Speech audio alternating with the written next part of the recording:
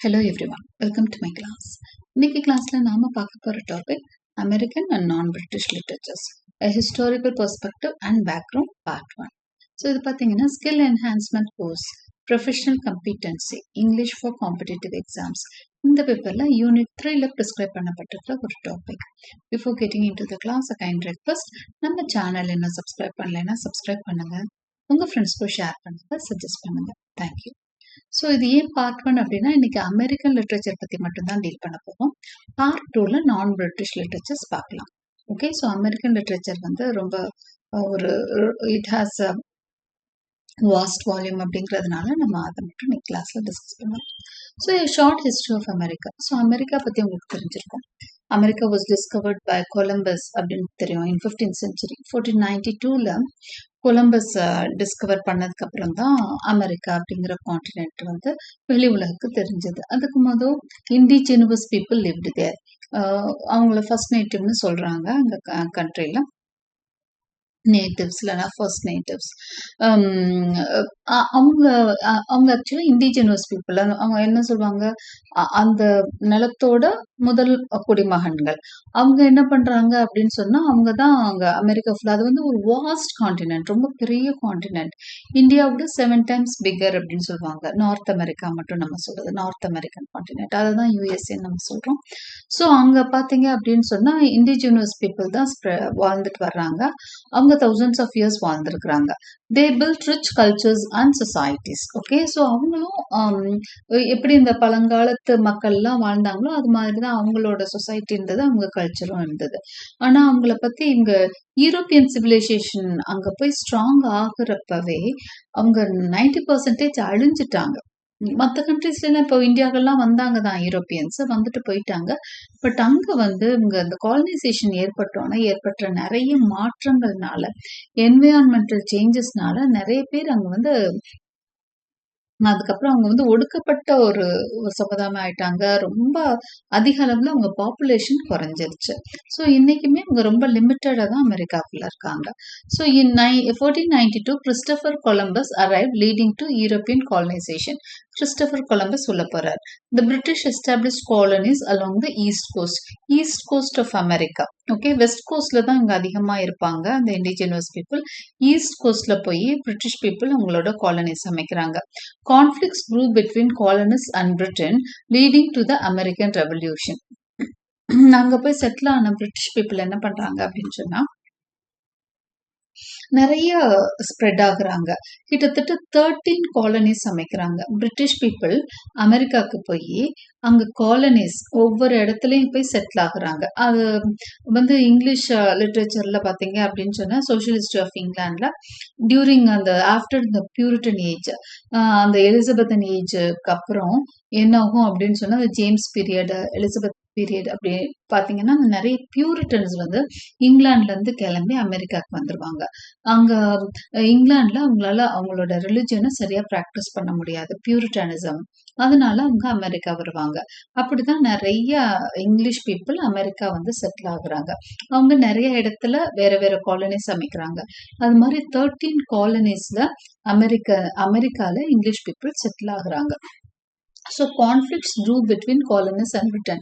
So இவங்க வந்து ரொம்ப நாள் அப்படியே தங்கி நல்லா அங்க என்ன வேரூன்ற ஆரம்பிச்சிட்டாங்க அமெரிக்கால.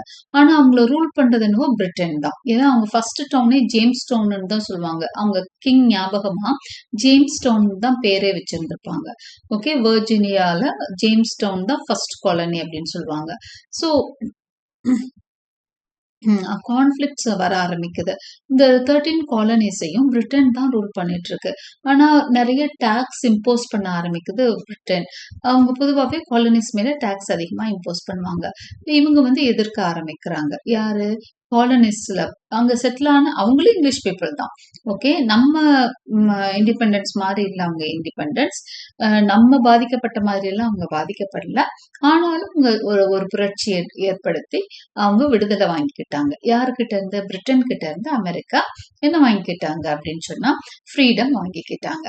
ஓகே, அது எந்த பீரியட் பாருங்க, 1775 to 1783. இந்த பீரியட் தான் America got independence. Social history of இங்கிலாந்துல வந்து செகண்ட் செமஸ்டர் ஸ்டூடெண்ட்ஸ்க்கு நான் இதை டிஸ்கஸ் பண்ணியிருப்பேன். அமெரிக்கன் ரெவல்யூஷன் ஒரு அமெரிக்கன் இண்டிபெண்டன்ஸ் இதை பற்றி நல்லா தெரிஞ்சுக்க விரும்பணும்னா அந்த அந்த எபிசோட் நீங்கள் பார்த்தீங்கன்னா ரொம்ப கிளியர் கட் ஐடியா கிடைக்கும். அமெரிக்கன் இண்டிபெண்டன்ஸ்னா என்ன, இது எப்படி நடந்ததுன்றதை பற்றி நீங்கள் தெரிஞ்சுக்கலாம்.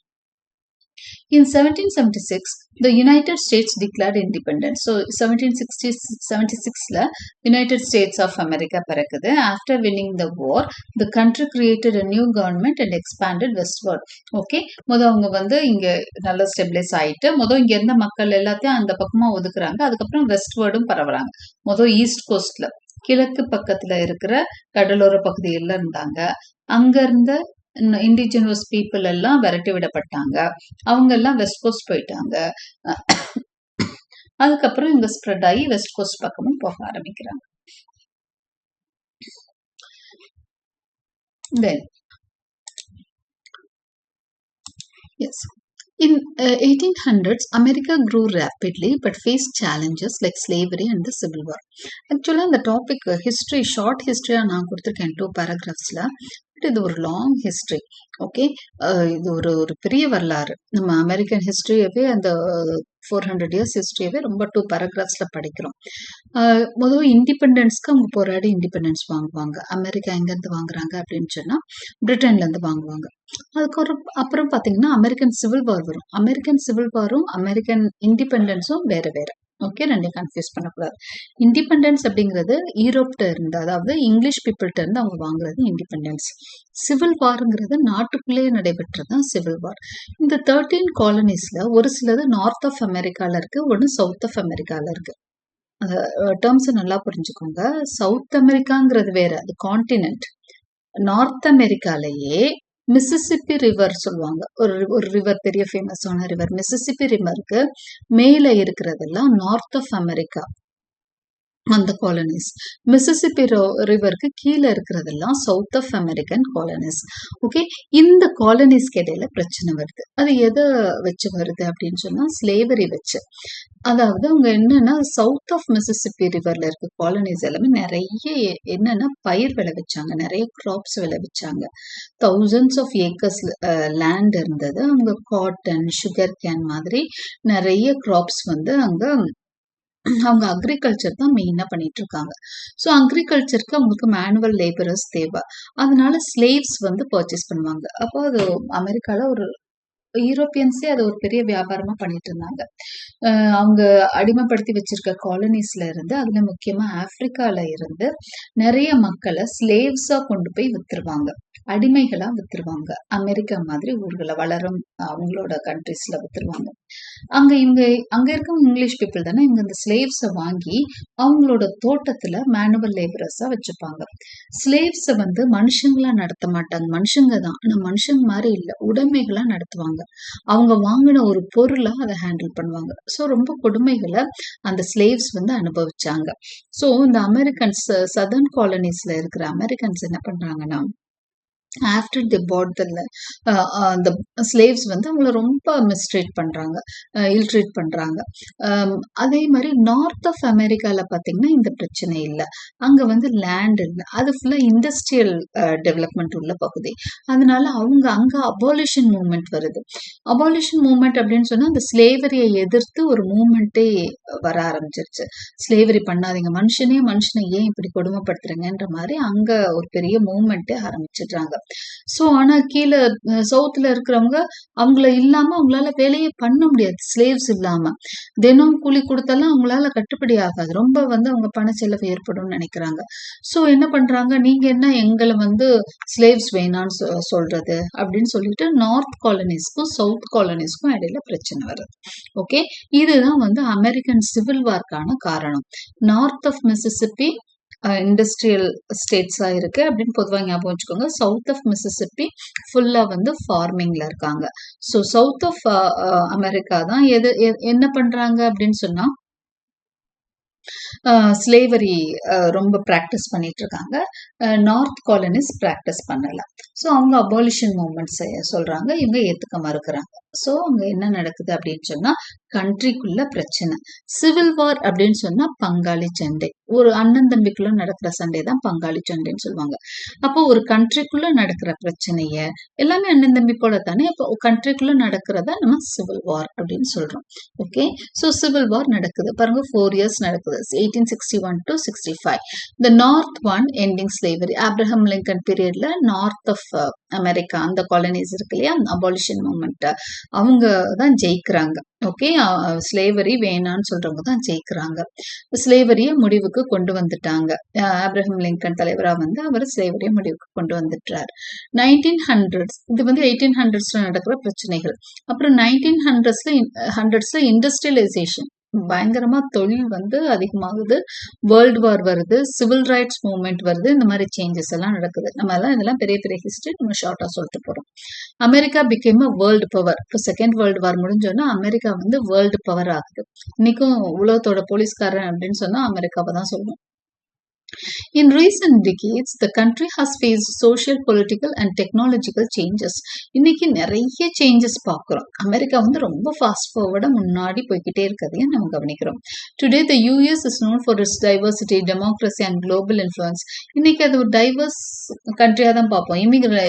கண்ட்ரி ஆஃப் இமிகிரண்ட்ஸ், நிறைய மக்கள் அங்கே போய், ஏன்னா அது ஒரு வாஸ்ட் கண்ட்ரி, எல்லாத்தையும் உள்ள இழுத்துக்குது. நிறைய பேர் இண்டஸ்ட்ரிக்காக போனவங்க, சாஃப்ட்வேர் லைனில் போனவங்கன்னு இன்னைக்கு நம்ம ஊர்ல எல்லாம் பார்த்தீங்கன்னா ஒரு சில பேர் அமெரிக்கால இருக்கிறத நம்ம பார்க்க முடியும்.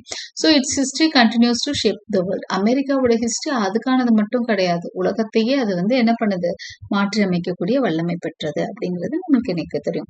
அமெரிக்கா முடிவெடுத்துச்சுன்னா, அது தலையிட்டுச்சுன்னா ஒரு கண்ட்ரியோட அந்த இதையே மாத்திரும், அவங்க ஹிஸ்டரியை மாத்திரும். அந்த அளவுக்கு என்ன இருக்கு, பயங்கர பவர்ஃபுல், உலகத்தோட ராஜாவா வளம் வந்துட்டு இருக்கு அப்படிங்கிறத நம்ம பார்க்குறோம். ஸோ இந்த அமெரிக்கா உருவானது ஒரு 400-500 வருஷத்துக்கு முதல் தான். படிப்படியா வளர்ந்து இன்னைக்கு இந்த ஸ்டேஜுக்கு ஒரு 500 இயர்ஸ்ல ஒரு அபரிவிதமான I'm not sure about that word. Okay, a great என்ன பார்க்குறோம், ஒரு பெரிய வளர்ச்சி அந்த நாட்டுக்கு வந்து நடந்திருக்கிறத நம்ம பார்க்கிறோம்.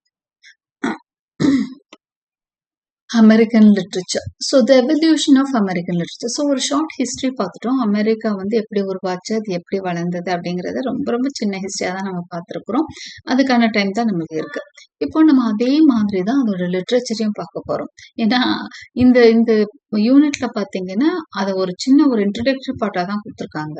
அதனால அந்த அளவுக்கு நம்ம பார்த்தா தெரிஞ்சுக்கிட்டாலும் போதும்.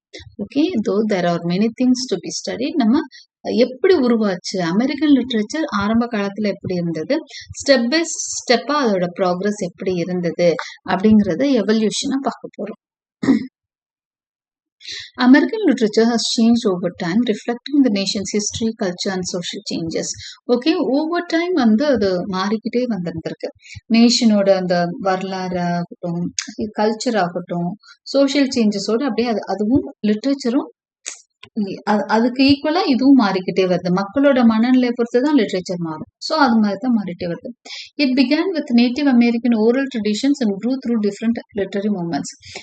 ஆல்ரெடி அங்க யார் இருந்தாங்கன்னு பார்த்தோம், இண்டிஜினியஸ் பீப்புள் இருந்தாங்கன்னு பார்த்தோம். ஆனா அவங்களுக்கு ரிட்டன் ஸ்கிரிப்ட் இருக்க மாதிரி தெரியல. அவங்க இப்ப நம்மளுக்கெல்லாம் பாத்தீங்கன்னா யூரோப்பியன்ஸ் இங்க வர்றதுக்கு முதவே நம்மளுக்கு ரிட்டன் ஸ்கிரிப்ட் இருந்தது. இன்னும் சொல்ல போனா அவங்க எல்லாம் எழுத படிக்க கத்துக்கிறதுக்கு பல்லாயிரம் வருஷத்துக்கு முதவே இந்தியன்ஸ் வந்து வேதங்களும் உபநிஷதங்கள், அடுத்து மகாபாரதம், ராமாயணம் மாதிரி எத்தனையோ இதிகாசங்கள்லாம் வந்துருச்சு. ஸோ இந்தியா வந்து ரொம்ப ரொம்ப ஓல்டஸ்ட் லிட்ரேச்சர்லாம் வச்சுட்டு இருக்கு. ஆனா அங்க இருந்த இண்டிஜினியஸ் பீப்புள் இந்த ரிட்டன் ஸ்கிரிப்ட் இல்லாததுனாலேயே அவங்களோட கல்ச்சரே தெரியாம போயிடுச்சு பாருங்க இன்னைக்கு. ஸோ அவங்களோட லிட்ரேச்சரா ஓரலா தான் இருந்தது, வாய்வழி கதைகளா தான் போயிட்டு இருந்தது. It began with native American oral tradition and grew through different literary movements. So இன்னைக்குமே நேட்டிவ் ஓரல் ட்ரெடிஷன் ஸ்டோரிஸ் எல்லாம் வந்து வேற வேற ஃபார்ம்ஸ்ல வந்துகிட்டு தான் இருக்கு, ரிட்டர்னா இல்லைனாலும். Each period has brought new ideas, themes and writing styles. So ஒவ்வொரு பீரியட்ல நம்ம ஓரல் ட்ரெடிஷன் மூலமாவும் அந்த கதைகள்ல வித்தியாசங்களை பார்க்கணும். Pre colonial period. அடுத்ததா கலோனியல் பீரியடுக்கு முந்தி இந்த ஓரல் ட்ரெடிஷன்ல என்னெல்லாம் எழுதினாங்க. Before Europeans arrive, native Americans had rich oral traditions அப்படின்னு பார்த்தோம். They shared myths, legends and stories about creation, nature and their ancestors. So இவங்களோட கதைகள் மித்தா இருந்தது, லிஜெண்டா இருந்தது. Stories about creation, nature and their ancestors. உங்களோட கதைகள் எதை சார்ந்து இருந்தது அப்படின்னு சொன்னா கிரியேஷன். கிரியேஷன்னா என்ன? இந்த உலகம் உருவானது, மனுஷங்க உருவானது, இதை பத்தி கதைகள் இருந்தது. நேச்சர் பத்தி கதைகள் இருந்தது.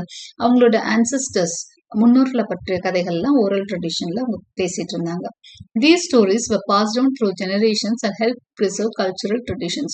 ஸோ இந்த மாதிரி தான் அவங்க கல்ச்சரை அவங்க ப்ரிசர்வ் பண்ணிட்டு இருந்தாங்க ஓரல் ட்ரெடிஷன்ஸ் மூலமா தான். ஏன்னா ரிட்டன் ஸ்கிரிப்ட் இல்லாததுனால வாய்வழி கதைகள், செவிவழி கதைகளாகவே இந்த கதைகள் என்ன பண்ணுச்சு, லாங் டேர்மா பாஸ் ஆகி வந்துட்டு இருந்தது. ஜென்ரேஷன்ஸ் அண்ட் ஜென்ரேஷன்ஸ் பாஸ் ஆகி வந்துட்டு இருந்தது. அடுத்ததா கொலோனியல் பீரியட். இது 17th to 18th centuries. இதுதான் கொலோனியல். அங்க பிரிட்டிஷ் போய் அங்க காலனி செட் பண்ற பீரியடு இதுதான். ஓகே, ஜேம்ஸ் பீரியட்ல தான் போறாங்க கிட்டத்தட்ட. Early colonial literature was influenced by British traditions. அப்ப இதுதான் கொலோனியல் பீரியட்னு போட்டோம். இண்டிபெண்டன்ஸ்க்கு அப்புறம் அமெரிக்கன் லிட்ரேச்சர் ஆகுது. அதுக்கு முதல் இருந்ததுன்னா colonial literature. Most writings focused on religion, survival and daily life. இந்த ரிலிஜன் ஆரம்ப கால லிட்ரேச்சர் அதிகமா ரிலிஜன் பேசினது. ஏன்னா அவங்க ரிலிஜனை பிராக்டிஸ் பண்ண முடியலன்னு தான் பியூரிட்டன்ஸ் அங்க போயிருப்பாங்க. ஸோ ரிலிஜன் தான் மெயின் ஃபோக்கஸா அவங்களுக்கு இருந்தது. சர்வைவல், ஏன்னா அங்க ரொம்ப கஷ்டமான சூழல் இருந்தது. அதை தான் அவங்க சமப்படுத்தி அவங்களுக்கு வாழும் சூழலுக்கு ஏற்படுத்திட்டாங்க. ஸோ சர்வைவல் பத்தியதான் இருந்தது. டெய்லி லைஃப் பத்தியதான் நிறைய லிட்ரேச்சர் இருந்தது. Settlers wrote about the struggles in the new world. இதுல என்ன லிட்ரேச்சர் இருக்க முடியும்னா அவங்க struggles about the new world, இந்த புது உலகம், அமெரிக்கான்ற அந்த நியூ கண்ட்ரிக்குள்ள அவங்க போறப்போ எவ்வளோ ஸ்ட்ரகிள்ஸை ஃபேஸ் பண்ணாங்கன்றது தான் அவங்க லிட்ரேச்சராகவே இருந்தது. Notable writers include John Smith, Nathaniel Ward and Anne Bradstreet, who was one of America's first poets. இவங்கெல்லாம் ஃபர்ஸ்ட் பாய்ட்ஸா நம்ம பார்க்குறோம். இங்க லிஸ்ட் அவுட் பண்ணிருக்க John Smith, Nathaniel Ward and Anne Bradstreet. இவங்க 3 பேரும் தான் முக்கியமான ஆரம்ப கால ப்ரீ கலோனியல் பாய்ட்ஸா பார்க்கிறோம். அதுக்கப்புறம் என்லைட்டன்மெண்ட் அண்ட் ரெவல்யூஷனரி பீரியட். இது 1716ல இருந்து 1800 வரைக்கும் உள்ள பீரியட். இந்த பீரியட என்ன சொல்றாங்க? என்லைட்டன்மெண்ட்னா அறிவு ரொம்ப என்லைட்டன்மெண்ட்னா என்ன? நல்ல அறிவு வளர்றது, மிளர்ற அந்த பீரியட். ரெவல்யூஷனரி பீரியட், இது ஒரு புரட்சி ஏற்படுத்திய பீரியட் லிட்ரேச்சர்ல. The enlightenment is inspired American writers to focus on reason, liberty and independence. இவங்க அந்த டைம்ல தான் இதெல்லாம் நிறைய சிந்திக்க ஆரம்பிக்கிறாங்க. மக்கள் அங்க எப்பவுமே ஸ்ட்ரகிள்ஸ்ல பெருசா லிட்ரேச்சர் வர முடியாது. எப்பவுமே நம்ம போராட்டத்துல இருக்கிறப்போ, வாழ்க்கையே போராட்டத்துல இருக்கிறப்போ இலக்கிய படைப்புகள் பெருசா வந்துடாது. அப்போ அங்க போய் நல்லா செட்டில் ஆயிட்டாங்க. அந்த சமயத்துல அடுத்ததா அவங்க என்ன நினைக்கிறாங்க? நம்மளுக்கான இடம் நல்லா இருக்கணும்னு நினைக்கிறாங்க. அப்ப ரீசன், லிபர்ட்டி, இண்டிபெண்டன்ஸ் இதெல்லாம் பத்தி யோசிக்க ஆரம்பிக்கிறாங்க. ரைட்டிங்லயும் அது வெளிப்படுது. Literature from this time explore ideas about freedom and democracy. So இந்த சமயம் எழுதுனதெல்லாம் நமக்கு சுதந்திரம் வேணும், நம்ம தனியா ஒரு நாடா இருக்கணும், நம்மளுக்கான டெமோக்ரஸியா இது இருக்கணும், அவங்களோட வேற இங்கிலீஷ் நம்மள ரூல் பண்ணக்கூடாதுன்ற எண்ணங்கள் இந்த டைம்ல எழுதின ரைட்டிங்ஸ்ல பார்க்க முடியுது. முக்கியமான ரைட்டர்ஸ்ன்னு சொன்னா Thomas pain and Benjamin Franklin. They help shape Americas identity. Okay, இவங்க தான் ரொம்பவே அமெரிக்காவோட ஐடென்டிட்டி வளர்றதுக்கு ரொம்ப காரணமா இருந்தாங்க.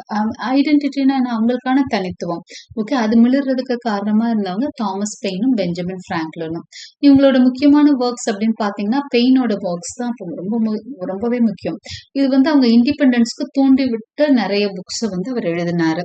அவங்களோட அந்த இண்டிபெண்டன்ஸ் தாகத்தை, அந்த ஃப்ரீடம் வேணும்ன்ற அந்த சுதந்திர தாகத்தை ஊட்டி விட்ட புத்தகங்களா நம்ம பார்க்கலாம். Common sense, the American crisis, rights of man. Years mention பண்ணியிருக்கேன், நீங்க ஸ்கிப் பண்ணிக்கோங்க, நேம்ஸ் மட்டும் பார்த்துக்கோங்க. காமன் சென்ஸ், இந்த நேம்ஸ் மறந்துடா, இதை மட்டும் இந்த பீரியட், ஓகே, பீரியட்ஸை டைமோட ஞாபகம் வச்சுக்கோங்க. மற்றதெல்லாம் நேம்ஸ் மட்டும் போதும், இயர்ஸ் வேண்டாம். Common sense, the American crisis, rights of man and Benjamin Franklin's poor Richard's almanac. இதெல்லாம் கொஞ்சம் முக்கியமான புக்ஸா பார்க்குறோம். இது மேனோட ஐடென்டிட்டியை, இண்டிவிஜுவாலிட்டியை, ஃப்ரீடம் அந்த விஷயங்களை தூண்டி விடுறதா, இன்ஸ்பைரிங்கா இருந்தது. அடுத்தது ரொமான்டிக் பீரியட். இது இங்கிலீஷ் ரொமான்டிக் பீரியடை பார்த்து அமெரிக்காலையும் ரொமான்டிக் பீரியட் வருது. இந்த பீரியட் பார்த்தீங்கன்னா 1820s to 1850s. Romanticism emphasised emotion, nature and individualism. Romanticism அப்படின்னா எதெல்லாம் அது வந்து எம்பசைஸ் பண்ணுது, எதுக்கெல்லாம் அந்த அழுத்தம் கொடுக்குது அப்படின்னு சொன்னா உணர்வுகளுக்கு இம்பார்ட்டன்ஸ் கொடுக்கும். ஓகே, ரொமான்டிசிசம் அப்படின்னாலே எந்தெந்த விஷயத்த அது அதிகமா கவனம் செலுத்தும் ரொமான்டிக் ஏஜ் அப்படின்னு சொன்னா உணர்வுகளுக்கு மதிப்பளிக்கும், இயற்கைக்கு மதிப்பளிக்கும், தனி மனிதன் அந்த இண்டிவிஜுவாலிட்டி இருக்கு இல்லையா, தனித்துவம், இதுக்குமே முக்கியத்துவம் அளிக்கும். இதெல்லாம் பத்தி பேசுறதுதான் நம்ம ரொமான்டிசிசம்னு சொல்றோம். காதல் அது கிடையாது. காதலும் இமோஷன்ஸ்ல வந்துரும் இல்லையா, அதனால எல்லா இமோஷனுமே ரொமான்டிசிசம்ல வந்துரும். இயற்கை ரொமான்டிசிசம்ல வரும், இண்டிவிஜுவலிசம் ரொமான்டிசிசம்ல வரும். Writers created stories about the supernatural. சூப்பர் நேச்சுரலும் ரொமான்டிசிசம்ல தான் வரும். ஏன்னா அது பயம்ன்ற உணர்வு அதிகமாக தோன்றும் இல்லையா, அதனால. Super natural, human studies, struggles and moral lessons, இதை பத்தி நிறைய கதைகள் எழுதுறாங்க ரைட்டர்ஸ். எட்கர் ஆலன் போ ரோட் கோத்திக் ஹாரர். ஏன்னா நம்ம கோத்திக் ரொமான்ஸ் படிச்சிருப்போம் இங்கிலீஷ் லிட்ரேச்சர்ல. இப்போ மேரி ஷெல்லியோட பிராங்கன்ஸ்டைன், அப்புறம் மாங்க், இது மாதிரி நிறைய கோத்திக் ஹாரர்ஸ் படிச்சிருப்போம். அதே மாதிரி அவங்கள பார்த்து இன்ஃப்ளூயன்ஸ் ஆகி அமெரிக்கன் ரைட்டர்ஸும் நிறைய கோத்திக் ஹாரர்ஸ் எழுதுறாங்க. அதுல எட்கர் ஆலன் போ எழுதுறாரு, நத்தேனியல் ஹாத்தோன், ஹெர்மன் மெல்வில், இவங்களும் சைக்கலாஜிக்கல் தீம்ஸ் எழுதுறாங்க. அதாவது கொஞ்சம் எல்லாமே இவங்க எழுதுறது எல்லாமே எப்படி இருக்கு அப்படின்னு சொன்னா இது இமோஷன் ரிலேட்டடா இருக்கு. Some of the notable works பாருங்க. போஸ் ரேவன் அப்படிங்கிற இந்த போம் வந்து கொஞ்சம் ஹாரர், ஒரு மிஸ்டீரிக்கல் எலிமெண்ட்ஸோட இருக்கும். The fall of the house of Usher, the fall of the, இதெல்லாம் ஃபேமஸான ஒர்க்ஸ். இது போயம், இது வந்து ஒரு novel. So the cask of Amontillado, so இதெல்லாம் முக்கியமான works. They are the important works of Poe. Herman மெல்வில்லோட Moby Dick, Billy Budd sailor. Billy Budd sailor, அதாவது பில்லி பட் செயிலர் அப்படிங்கிறது ஒரே நாவல். ஓகே, இஞ்சி போட்டு. அப்புறம் நத்தேனியல் ஹாத்தோனோட the scarlet letter, the house of the seven gables. Okay, so இது வந்து முக்கியமான நோட்டபிள் ஒர்க்ஸா பார்க்குறோம். ரைட்டர்ஸ் எட்கர் ஆலன் போ, நத்தேனியல் ஹாத்தோன், ஹெர்மன் மெல்வில்னு சொல்லணும். ஒவ்வொரு ரைட்டருக்கும் 1 or 2 ஒர்க்ஸ் இங்க நான் எழுதியிருக்கேன். ஓகே, போ பார்த்தீங்கன்னா ரேவன் நீங்க படிச்ச போமா இருக்கும். The fall of the house of Usher படிச்சிருப்பீங்க, இல்லைன்னா காஸ்க் ஆஃப் அமாண்டில்லடோ படிச்சிருப்பீங்க. அடுத்து மெல்வில்லோட Moby Dick, Billy Budd sailor, most important books. அடுத்து Nathaniel Hawthorne's the scarlet letter, the house of the seven gables. அடுத்ததா ஒரு முக்கியமான பீரியட், ரொமான்டிக் பீரியட்க்கு அடுத்தது வந்து டிரான்சென்டென்டலிசம். அமெரிக்கானாலே டிரான்சென்டென்டலிசம் பத்தி தான் சொல்லுவோம். ஓகே, அந்த ஒரு வித்தியாசமான ஒரு ஸ்பிரிட், அது ரொம்ப ஸ்ட்ராங் ஸ்பிரிட். அது பின்னாடி வர எல்லா ரைட்டர்ஸையும் இன்ஃப்ளூயன்ஸ் பண்ண ஒரு ஏஜ், ஒரு முக்கியமான ஒரு பீரியட் தான் இது டிரான்சென்டென்டலிசம். டிரான்சென்ட்னா பியாண்ட், கோ பியாண்ட்னு அர்த்தம். இந்த ரைட்டர்ஸ் எல்லாம் வந்து இந்த மனிதன் சாதாரணமா சிந்திக்கிறதுல இருந்து பியாண்ட் போனாங்க. அதாவது ஸ்பிரிச்சுவாலிட்டி பத்தி அதிகமா பேசியிருப்பாங்க இந்த காலத்துல வாழ்ந்தவங்க. நிறைய ஈஸ்டர்ன் லிட்ரேச்சர் அவங்களுக்கான இன்ஸ்பிரேஷனா இருக்கும். For example Indian Vedas, Upanishads, அடுத்தது மகாபாரத், அதே மாதிரி புத்திஸ்ட் ரைட்டிங்ஸ், அடுத்து கன்ஃபியூஷியஸோட ரைட்டிங்ஸ், இது எல்லாமே இவங்களுக்கு பெரிய இன்ஸ்பிரேஷனா இருந்தது இந்த பீரியட்ல. ஓகே, ஸோ அதே மாதிரி யூரோப்பியன் ரைட்டர்ஸ் சில பேரும் வந்து உங்களுக்கு பெரிய இன்ஸ்பிரேஷனா இருந்தாங்க. Transcendentalism was a movement within Romanticism. ரொமான்டிசிசமோடயே இருந்தது தான் டிரான்சென்டென்டலிசம். ரொமான்டிசிசம் உள்ள ஒரு முக்கியமான மூமெண்ட் தான் transcendentalism. It focused on nature, spirituality and self reliance. இது எதெல்லாம் ஃபோக்கஸ் பண்ணுது டிரான்சென்டென்டலிசம் பார்த்தீங்கன்னா, நேச்சர், ஸ்பிரிச்சுவாலிட்டி, ஆன்மீகத்தை அதிகமா அது பேசும்.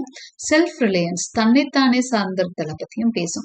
Writers like Ralph Waldo Emerson and Henry David Thoreau encourage people to trust the intuition and live simply. இவங்கெல்லாம் என்ன பேசுறாங்க அப்படின்னு சொன்னா, தன்னைத்தானே நம்ப சொல்றாங்க, அவங்களோட உள்ளுணர்வை நம்ப சொல்றாங்க, சிம்பிளான லைஃபை நம்ப சொல்லுவாங்க இவங்கெல்லாம்.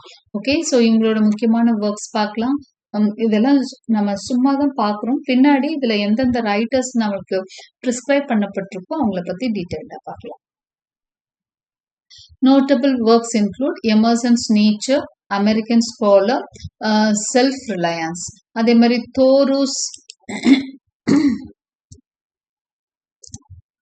தோருஸ் வால்டன் சிவில் டிஸ்ஒபீடியன்ஸ். இது எல்லாமே முக்கியமான ஒர்க்ஸ் தான். நீங்க மோஸ்ட்லி இது எல்லாமே படிச்சிருப்பீங்க. Emerson's, American scholar, self Reliance ரொம்ப முக்கியமான ஒர்க்ஸ். ஆனா நேச்சர்ல இருந்து அவர் ஆரம்பிப்பாரு. தோருவோட வால்டனா இருக்கட்டும், சிவில் டிஸ்ஒபீடியன்ஸ் ரெண்டுமே முக்கியமான ஒர்க்ஸ். ரிப்பீட்டடா உங்களுக்கு ப்ரிஸ்கிரைப் ஆகிற ஒர்க்ஸ் இது. வால்ட் விட்மனோட leaves of grass. Leaves of grass அப்படிங்கிறது வந்து அவரோட எடிஷன், அந்த வால்யூம் ஆஃப் போயட்ரி கலெக்ஷன் இருக்கு இல்லையா, அதுதான் லீவ்ஸ் ஆஃப் கிராஸ். இதுல இருக்கிற போயம்ஸ் கண்டிப்பா நீங்க படிச்சிருப்பீங்க. For example, O captain, my captain. அடுத்தது வால்ட் விட்மனோட போம்ஸ்னு நீங்க எதை படிச்சாலும் லீவ்ஸ் ஆஃப் கிராஸ்ல ஒரு போமா தான் இருக்கும். இதுதான் அவரோட மாஸ்டர்பீஸ். Realism and naturalism. இது வந்து 1860 வரைக்கும் இந்த பீரியட் முடிஞ்சிருது. அதுக்கப்புறம் டிரான்சென்டென்டலிசம், ரொமான்டிசிசம் முடிஞ்சிட்டு ரியாலிசம் அண்ட் நேச்சுரலிசம் பீரியட். இது வந்து 1860ஸ்ல இருந்து 1910s வரைக்கும் போகுது. அதாவது ரொமான்டிசிசம்ல இருந்து வெளியே வராங்க. ஆஃப்டர் த சிவில் வார் முடிஞ்சிருச்சு. நாட்டுக்குள்ள நடந்த சண்டையும் முடிஞ்சிருச்சு. Okay, writers moved away from romantic ideas. ரொமான்டிசிசம்ல இருந்து அவங்க வெளியே வராங்க. Realism and naturalism focused on everyday life and real social issues. அவங்க மெயினா வந்து ரியாலிசம் எடுத்துக்கிட்டாங்க. டெய்லி லைஃப்ல ரியல் இஷ்யூஸ பேச ஆரம்பிக்கிறாங்க. கற்பனை விஷயங்களோ இயற்கையை பத்தியோ பேசல, ரியல் லைஃப்ல ஃபேஸ் பண்ற ப்ராப்ளம்ஸ் பத்தி பேசுறாங்க. இதுதான் ரியாலிசம் அண்ட் நேச்சுரலிசம் சொல்றோம். Mark Twain wrote about American society and regional culture. Mark Twain பத்தி நம்ம கேள்விப்பட்டிருப்போம். அவரோட டாம் சாயரும் ஹக்கிள்பெரி ஃபின்னும் மோஸ்ட்லி நம்மளுக்கு பிரிஸ்கிரைப் ஆன ஒரு சிலபஸா இருக்கும். ஸோ அவர் வந்து அமெரிக்கன் சொசைட்டி பத்தியும் ரீஜனல் கல்ச்சர், ஒவ்வொரு ஏரியா, அந்த மிசிசிப்பி ரிவரை சுத்தி இருக்க விஷயங்கள் தான் அவர் எழுதியிருப்பார். Writers like William Dean Howells and Henry James explored deep human emotions and struggles. So அவர் அந்த ரீஜன் லொக்காலிட்டி பத்தி மார்க் ட்வைன் எழுதினாரு. இந்த டூ ரைட்டர்ஸ் வில்லியம் டீன் ஹாவெல்ஸும் ஹென்ரி ஜேம்ஸும் மனுஷனோட மனசை பத்தி அதிகமா எழுதினாங்க. They explored deep human emotions and struggles. So இவங்களோட இம்பார்ட்டன்ட் ஒர்க்ஸ்ன்னு பாத்தீங்கன்னா, மார்க் ட்வைன்ஸோடது பாத்தீங்க அப்படின்னா the adventure of Tom Sawyer and the adventure of Huckleberry Finn. Okay,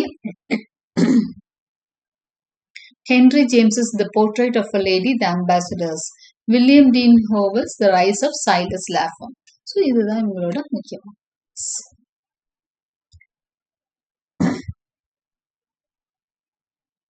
modernist period 1910s வந்து 1940s தான் மாடர்னிஸ்ட் பீரியட் சொல்றோம்.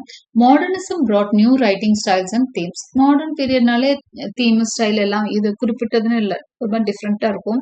Writers experimented with structure and language. ஏன்னா புது கான்செப்ட் எல்லாம் அவங்க போல ஸ்ட்ரக்சர் பத்தி பேச ஆரம்பிச்சாங்க. ஒரு போயம்னா எப்படி இருக்கணும்னு பேச ஆரம்பிச்சாங்க, லாங்குவேஜ் எப்படி இருக்கணும்னு பேச ஆரம்பிச்சாங்க. Many explore disillusionment, alienation and the loss of traditional values after World War I.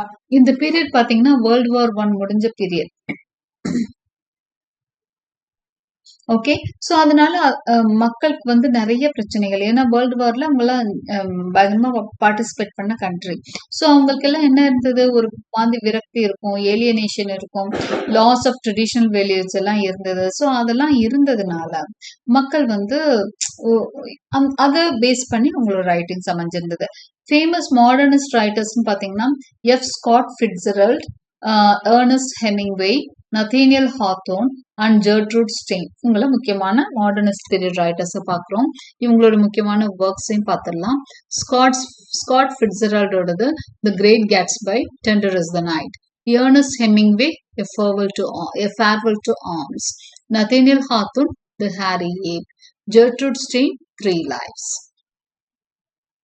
அடுத்து post modern and contemporary literature 1940க்கு அப்புறம், அதாவது செகண்ட் வேர்ல்டு வார் முடிஞ்சிருக்கும், அதோட சேர்த்து அப்படியே இப்போ இந்த 50 அதுக்கப்புறம் வந்து இந்த 70 இயர்ஸ் கிட்ட இப்போ மாடர்ன் பீரியடோட சேர்ந்து இது கனெக்ட் ஆயிடுது.